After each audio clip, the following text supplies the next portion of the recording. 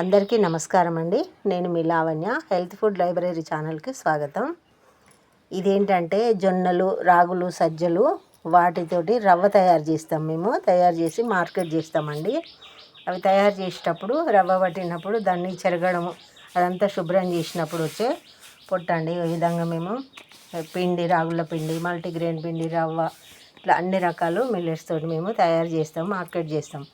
అయితే దాని నుంచి వచ్చే పొట్టు అండి ఇది బర్రెలకు దానగా పెడతారు, చాలా బలము.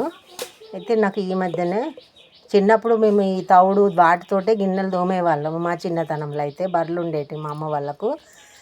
నాకు ఈ మధ్యన ఎన్ని రోజులు చేస్తున్నాం కానీ నాకు అసలు ఐడియా రాలేదండి. ఈ మసి గిన్నెలు ఎక్కువ అయ్యేసరికి పొయ్యి మీద చేస్తున్నా కాబట్టి చేతులు బాగా మంట పుడుతున్నాయి. ఆ మసి కుండలు తోమడం అంటే చాలా ఇబ్బంది అయింది నాకు సడన్గా అరే అప్పుడు తోమే వాళ్ళం కదా అని చెప్పేసి నేను ఈ మధ్యన ఈ పొట్టుతోటి, ఇది పొట్టు అండి మొత్తము, ఈ పొట్టులో కొంచెం సర్ఫేస్ తోముతున్నాను. చక్కగా గిన్నెలు నీట్గా మసిపోతుంది.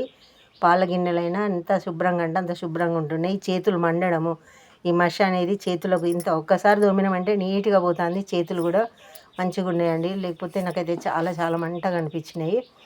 అయితే ఇదే కాకుండా మనకు రైస్ మిల్లులు కనుక దగ్గర ఉంటే వాటిని మనము వడ్లు పడితే వచ్చే పొట్టు ఉంటుంది, దాన్ని ఉనుక అంటారు.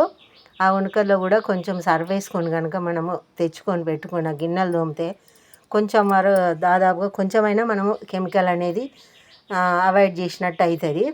అది అందుబాటులో ఉన్నోళ్ళు ఆ విధంగా యూజ్ చేసుకుంటారనే ఉద్దేశంతో ఈ వీడియో చేస్తున్నానండి. నాకైతే చాలా చాలా మంచిగా అనిపిస్తుంది.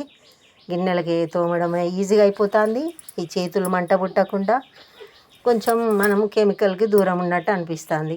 సోప్ అంటే కెమికలే కదా, అందుకని మీకు యూజ్ అవుతుంది అనుకుని ఈ వీడియో చేస్తున్నానండి. ఉంటానండి. బాయ్. మీ లావణ్య.